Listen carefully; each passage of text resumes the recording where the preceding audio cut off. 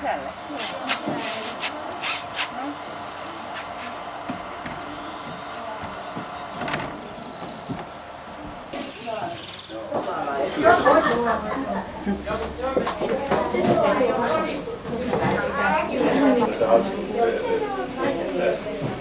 Ja tartto jäi pois.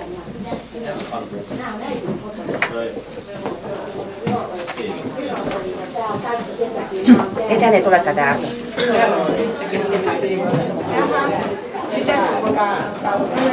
Just juu, no niin, ja Pirkko, täällä on paljon. Niin, juu, se on. Joo, kyllä.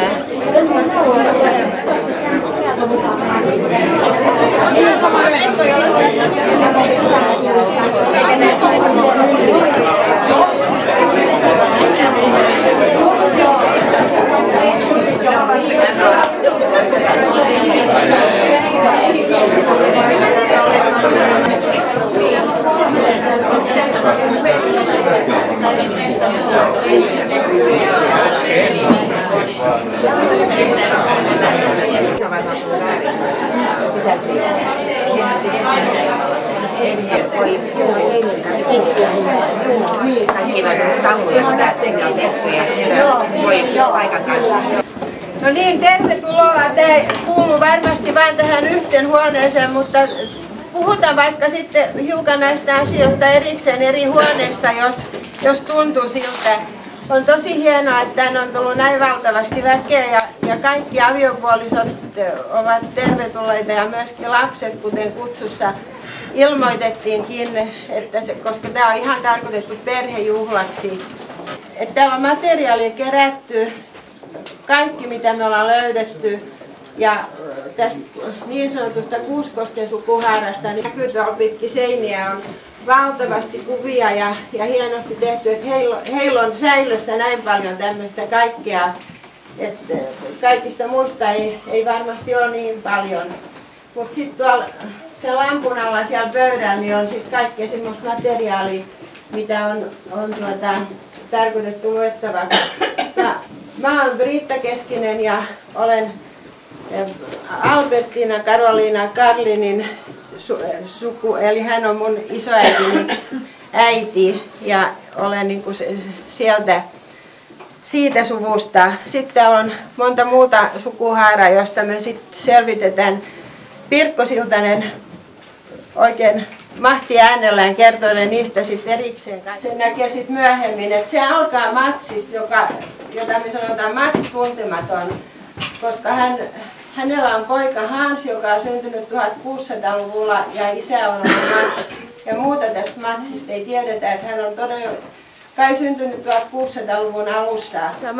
Sitten hänen poikansa Mats, niin siitä sukuhaarasta on sitten täällä jo väkeä tästä, joka on eli 1709 ollen isän jälkeläisiä. Ja sitten nämä muut tulee tästä nuoremmasta päästä, että Erik Matsin poika on tämän Kuuskosken Andersin isä ja sitten nämä muut, me tullaan sitten ihan viimeisenä tänne, tämä 6. sukupolvi Matsin poika, joka on 1810, niin hänen sitten jälkeläisiään on tämä Kansan sukuhaara ja niin kuin ollaan sanottu Salomäki Lindroos sukuhaara ja sitten Albertina Karoliina, jossa on sitten kaikki nämä Hellosen ja Toivosen suvut. Me ollaan saatu tämmöisiä tervehdyksiä eri ihmisiltä, jotka oli iloisia tämmöisestä sukutapahtumasta ja sitten Ahti Kansa siellä Kotkassa, hän ei päässyt mukaan, niin hän on kirjoittanut runoon. Ja tyttäreni Anne Sturfors luvannut lukea nämä tervehdykset ja sitten tämän Ahti Kansan runoon tälle suvulle. Joo, historianopettaja Jyrki Rautala, joka lomailee Luxemburgissa, hän on Kuuskosken sukuhaaraa, toivottaa onnea ja menestystä ja olisi mielellään ollut mukana tässä tilaisuudessa. Uule Virta, lääkäri Tampereelta, hän on Albertina Karlinin sukuhaaraa, isoäidin äiti Aleksandra Hellonen. Lomailen nyt ulkomailla ja terveisiä kokoukselle ja menestystä. Ja onnea kokoukselle toivottaa Eeva Vilenius Helsingistä. Hän kuulisi mielellään tietoja tilaisuudesta ja suvusta. Ja hän on Albertina Karlinin sukuhaaraa, isoäiti Venla Andersin tytär Karliin. Ja Hannele Virtanen Salomäki Lindroos sukuhaarasta ei päässyt mukaan, mutta on lähettänyt oman sukuhaaransa koosteen kokoukselle, joka on nähtävissä sukuesitteissä. Ja sitten Ahti Kansa pahoittelee, että hän ei päässyt mukaan, toivottaa onnea ja menestystä ja toivoo, että eri sukuhaaroista saataisiin mukaan aktiivisia vaikuttajia ja suvun vaiheiden kuvaajia. Hän myös toivoi, että vielä tutkittaisiin Turun vuoden 1624 asiakirjoja ammattikuntien osalta, joita siitä alkaen on arkistoitu. Ja hän on lähettänyt tämän runon sitten tänne. Suku on tutkija Naareaitta. Suku on syntynyt jossain aikojen hämärässä. Se on seilannut merien halki, aavojen yli, satamasta satamaan. Vaeltanut vuorilla ja laaksoissa, kylissä ja kartanoissa se pesinyt on. Kaupunkien slummeissa öitään viettänyt, käsityöläisverstaiden pölyssä ja hiessä. Nyytit kainaloissaan kohtalon tiessä. Suku on tuskan ja riemun kehto, syntymän onnea ja uhrilehto. Suvussa on paljon toiminnan taitoa, yrityshenkeä, työtä niin aitoa, siirtää ammatit polvesta toiseen, kiintyä tavaraan, mammonaan maiseen. Suvussa eläneet puhtaus, synti, sukujen juuria kohtalokynti. Suku on minuuden taustapuoli, perinteen geenejä kuljettaa, suvussa laiskakin mielillä elää, ahkeran rinnalla laulunsa helää. Kenellä suvussa vastuunhuoli? Suku on täysi elämän kirjo, jolla on mukanaan muistojen varjo. Suku se siittää, rakastaa ja kasvaa, mutta se luo ja kaivelee vanhaa. Suku on tutkija Naareaitta. Suku on erakon äänekäs haitta. Sukulaissieluja moiti ja kiitä, vaikeina hetkinä yhtehen liitä. Suku on pahin ja onnesi helmi. Suvussa lapsoset leikkien telmi. Sukujen tarusto sielun on tuli. Leiskuu ja räiskyy aikojen yli. Veremme sitein se yhtehen liittää.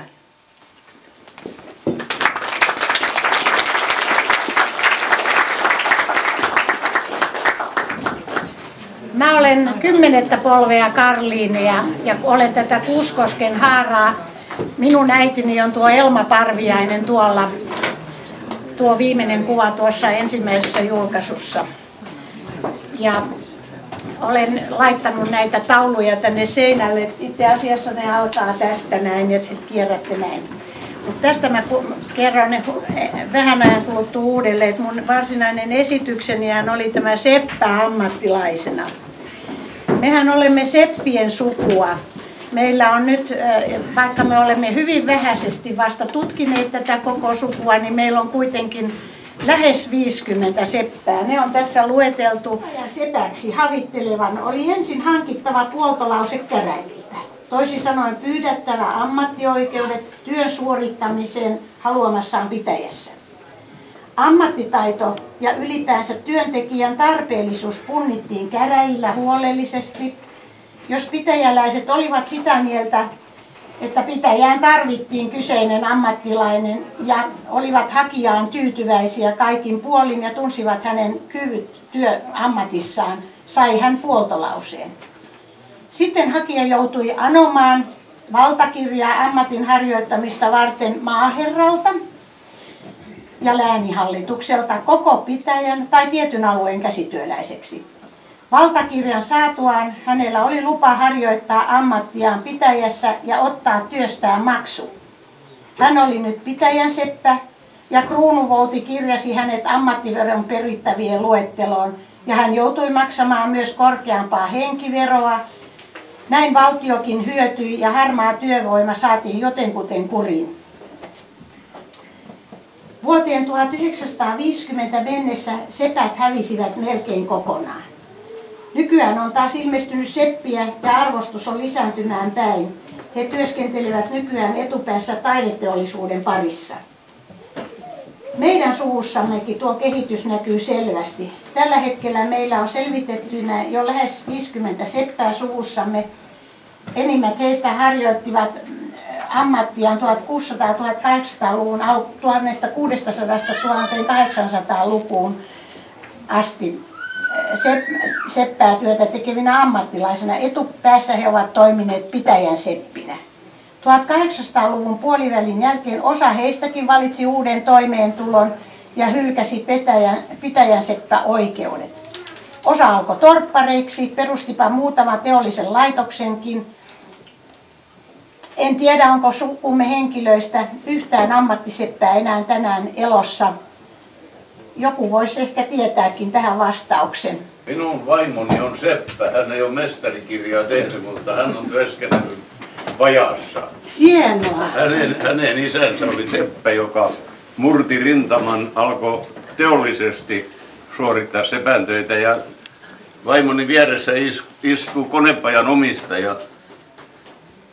Että kyllä vielä seppiä on suvussa, tai ainakin siitä, no hyvä. Siitä jatkuvaa. Lisätä tähän listaan. Kallion konepaja Raisiossa.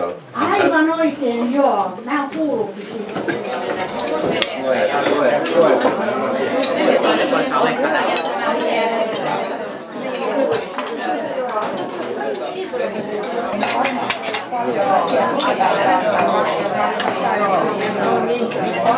Tästä ajattelusta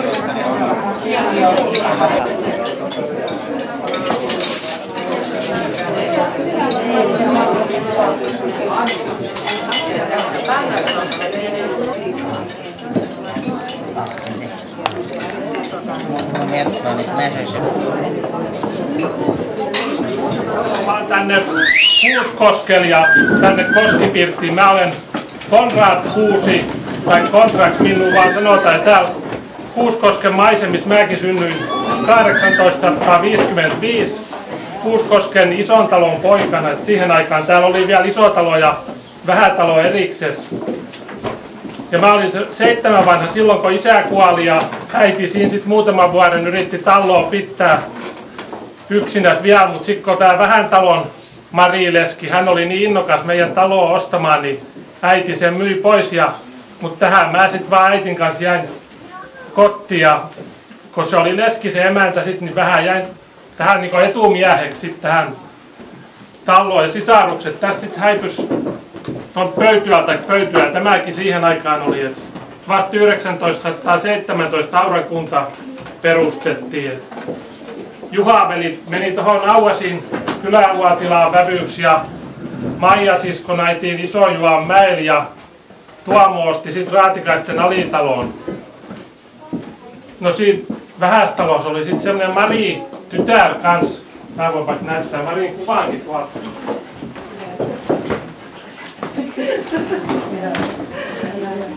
Tässä näin ja komian näköinen tytär olikin ja mä vähän silmään sitä Maria kattelinkin, mutta sitten tuli Jonkan Erlanti tuolta Vampulasta ja vei Mariko. Mulla ei ollut niitä manttaaleja ja hänellä oli suuret talot ja rahaa niinku kirjan lehtiin.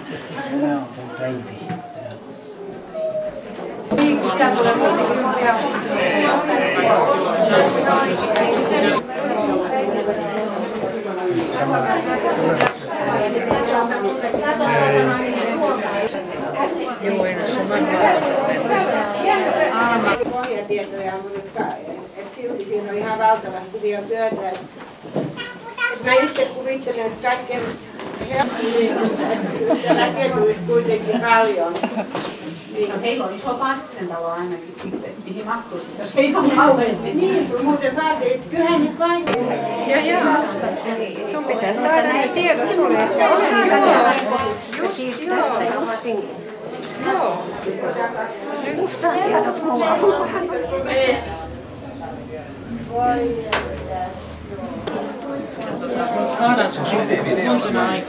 kaikki nuo viime lehdet kertoo, niin kerrokaan se on ongelma. Sitä näkyy, kenellä on paljon. Ketonen.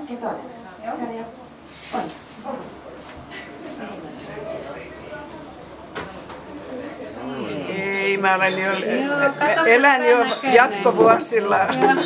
Ensi vuonna oli jotain 90. Ja kiitän kaikilla, että mä olen saanut tänään oikein huulta heittää ja nähdä paljon erilaista. Karline on varmistunut, että Suomessa on 57 kappaletta väestörekisterin mukaan. Oliko ulkomailla 3? 3 on ulkomailla.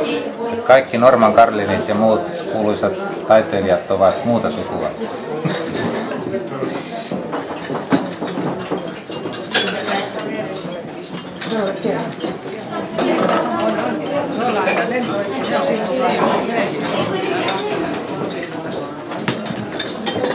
Minne me mennään? Joo, mennään.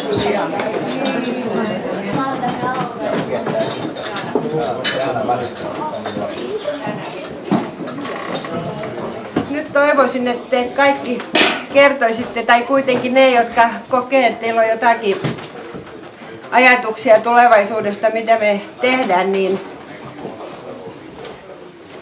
kertoisitte siitä tällainen toivomus. Haluatteko tämmöisiä sukutapaamisia ja kuinka usein? Ja löytyykö vapaaehtoisia järjestäjiä? Niin. Ja kuinka monta? Entäs muuta sitten? Kuka halusi tavailla? Niin, tahdotteko tulla tähän työryhmään? Käsi ylös, kuka edes on halukas. Anette, laita se käsi ylös, kun sä olet niin hyvä rahastohoitaja. Joka sukuhaarasta täytyy saada yksi. Me ollaan ilman muuta Siltasen Virkon kanssa mukana, mutta niin Anette Ylitalo olisi yksi. Kuka muu? Ja luulen, että ne tyttäret tuolla on. Laitetaan ne ihan saman sukuun. Niin näin on. Versiot meidän puolelle. Joo, kyllä. Okei, sopii.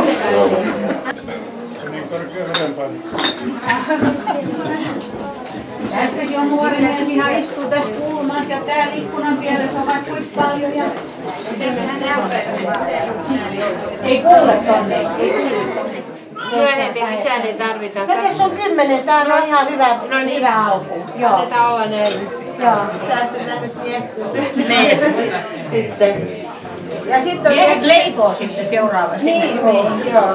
Sitten on tietty semmoinen, että musta tuntuu, että mä en tiedä, pitäisikö meidän tehdä joku semmoinen, että vaikka meillä on perustettu mitään sukuseura, mutta pitäisikö meillä olla jonkunlainen jäsenmaksu, että me päästäisiin niinku johonkin tilanteeseen siitä, että me kaikki itse tosiaan maksateta keskenämme näitä hommia.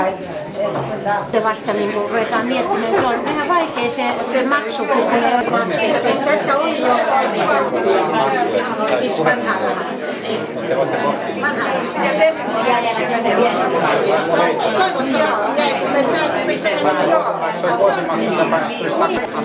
on tehty, se on 50 vuotta se sukuseura olemassa. Aina kun ne järjestää jotain, ne kerää maksuja.